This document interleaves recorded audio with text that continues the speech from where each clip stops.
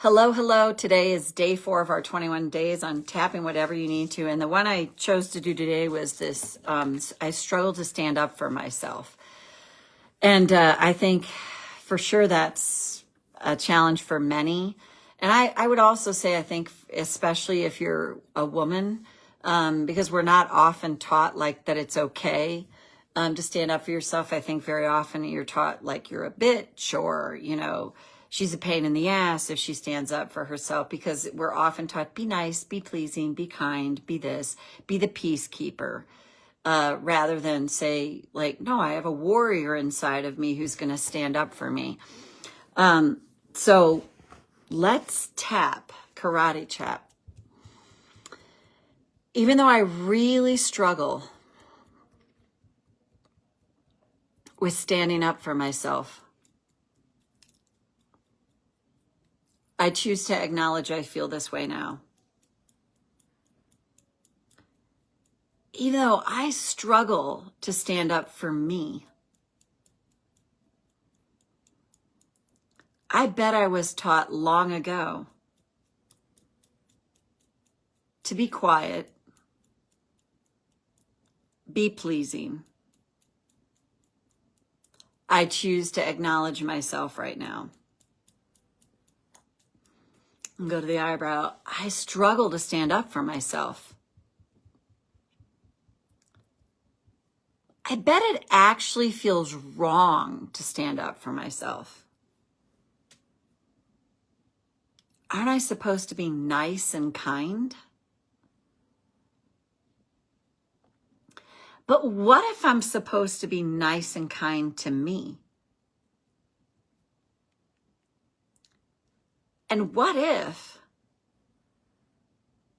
that looks like standing up for myself? What if that's the kindest thing I can do for myself? Is to stand up for myself. And it might be messy at first. Like maybe I do have a belief that in order to stand up for myself, I have to come off like a bitch. But what if it's not about being a bitch at all? It's actually about learning how to stand up for myself. And if I've spent most of my life not knowing how to do that, again, it might feel wrong to stand up for me. And I might have to be more forceful about it at first. As I learn how to stand up for myself in a way that's solid and self-caring and empowered. And the journey to standing up for myself can look messy. And that's okay. And what if I could practice in little things? Like just sending my food back if it's not the way I want it. Asking for a refill. Even if my voice is shaking and quivering. Saying no. No matter how insecure I feel about it. And learning to make that okay. That I quiver and shake. And what if that's the best thing I can do for myself? is learn how to make it okay. No matter how messy it might look. As I learn to stand up for myself. And tapping through all the ways I was taught not to stand up for myself. And that can make it so much easier the more I practice it. And then take a breath. So yeah, it is such a journey to learn how to like stand up for yourself. And I remember the very first time I ever said no to someone. I distinctly, that I consciously remember that when I was in my 20s. And it was a boss at the time. And I just said, no, I can't do that. And I didn't even offer an explanation. I was in a 12-step group at the time.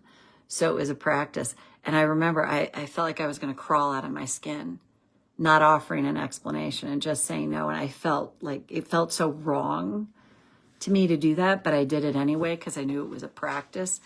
And I really think that's the thing to remind ourselves is it takes practice. The other thing that I noticed for myself is I was so over on this side of the pendulum, not taking care of myself, that when I started to take care of myself, I was so forceful about it. And I still can be, because it just felt so wrong to me. And I thought, I was over here. So now I'm over here because that's how I felt I had to be. But I've started to learn ways to be like, no. And I've noticed, over the years now that I can be super direct. I just had this happen with somebody that I know. And there's they practice the analysis is paralysis thing. And they were going down like 45, like so many questions. And I literally said to them, look at my face. Like, I'm starting to get annoyed with this and I don't want to get annoyed with you. I need you to stop asking the same question over and over again about this. And I said it in a kind way, but I was just so direct about it. Like, I need you to stop because I don't want to get upset about this. And they did. And it felt good to be very direct about it and be like, because I was like, I don't want to get aggravated and really not say this in a kind way. So I really need you to stop asking me the same questions, 57 times or whatever it was. So it's a practice. And the biggest key too is to go back into more specifics, think about in childhood, what were you taught about standing up for yourself? If you did start to speak up as a child, which every child that I've seen under the age of 3, unless there's you watch young children because they do know naturally how to be very direct, how to speak up until they're taught, no, shh, quiet, don't say that, don't do that, don't do this. So getting in touch with where did it start for me that I learned it wasn't okay to stand up for me. And that's your roadmap on what to tap through. So I hope you found this helpful. We'll see you back here tomorrow for day 5. Bye for now.